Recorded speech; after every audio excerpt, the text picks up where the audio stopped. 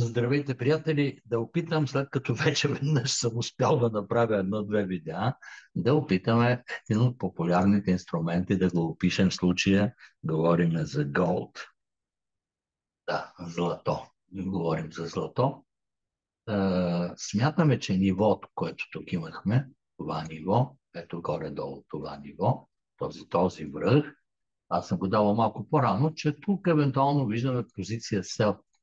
Но защо ни е хрумнала тази идея като сел?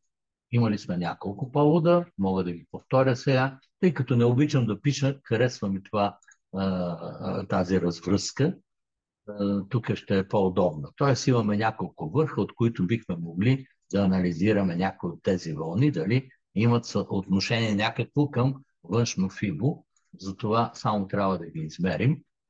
Ето, примерно, да започнем от това, с да ги почнем, няма значение отгоре до долу, нека бъде долната.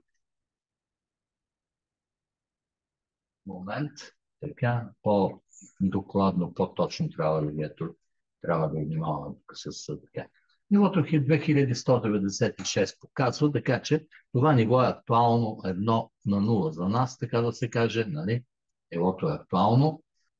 Да видим кой ще каже следващото ниво по-скоро. Ето този връх, той се повтаря, т.е. те се кластерират. Нивата стават две. Това е за нас допълнително потвърждение, че трябва да се съобразим с това ниво. Да не поставям следващото. Така, да сме на интервала D1. Имаме трети връх. Да видим той какво ще покаже. Третия връх показва също това ниво. С някакви дребни, да речем, изменения. Нека го сменя на червено. Да, ето го. Този връх показва същото ниво. Нали, можем да го коментираме дори точно като цена. То показва 1000. Да отиде, че ето го тук така. Горе-долу, да. 1190-194, тук някъде това ниво. Колкото, т.е. това ниво твърде много се повтаря от редица други фактори, които потвърждават това ниво. Това искам да кажа.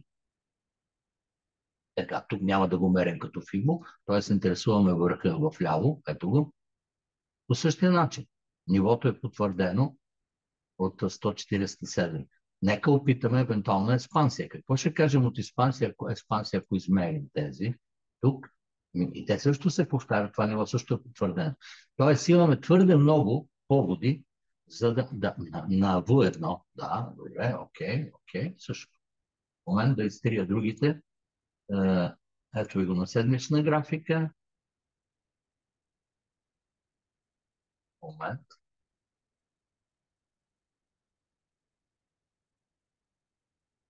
Тоест търся моментите, които могат да потвърдят това ниво. Ето го.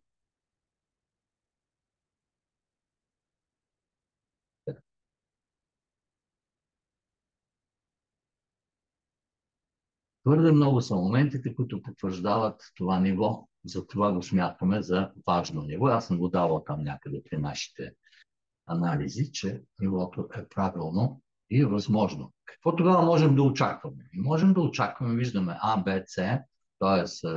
едно от нещата можем да видим експансия в нисходяща посока. Ето я. Това е една от възможностите, разбира се. Това не са всички възможности. И бихме видели тогава цена 2135 като take profit за мечките. Да видим колко от нас са мечки. Вие се правите на вълци единаци тук повече. Да, така е, да.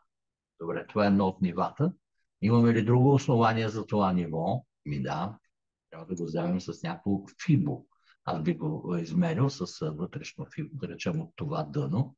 Ако мерим фибо до върхът, какво виждаме? Чакайте да сме на цвета.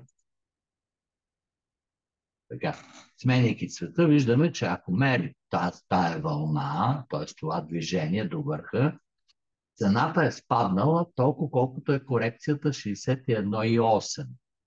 Виждате ли? Тая 61,8 в момента се кластерира с експансията от 61,8. Виждате ли? Да. Тоест, това ниво се потвърди като много сериозно. Зато и пробива точно на това ниво може да ни даде предпоставки, ето тук някъде ще го нарисуваме, т.е. то може да ни даде предпоставки за, за позиция сел, т.е. продължаване на позиция сел, след като пробием това ниво. След като го пробием, не по-рано. Това означава, че след нивото можем да вземем позиция сел или можем да поставим сел стоп като очакваща позиция. Така бих направил аз, разбира се, това не са препоръки, а са споделяне на мое лично мнение.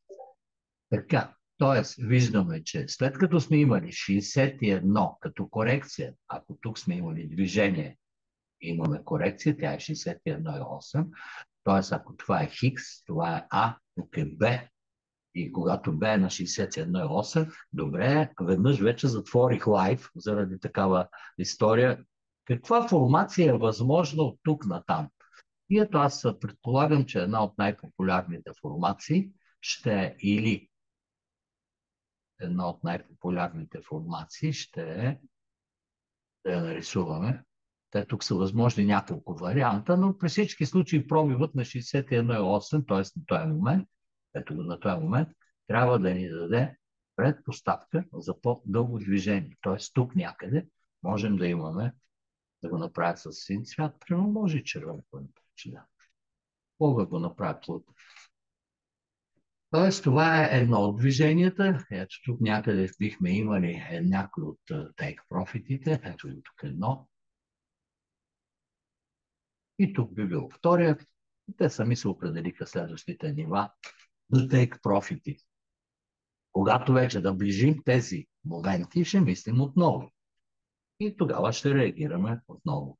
Така, горе-долу, набързо златото го направихме. Какво друго можем да направим? Можем да поставим и тренд канал, ако искаме, като когато имаме А, Б, С при това положение. Можем да си поставим тренд канал, който допълнително да ограничава нашата цена цел. Т.е. пробивът на горната линия, т.е. линията на съпротива от пробивът от цената, която пробие, тази линия може да бъде за нас сигнал да затворим сел позициите. Може, разбира се, не е задължително. И така, ми желая успех за вас на златото.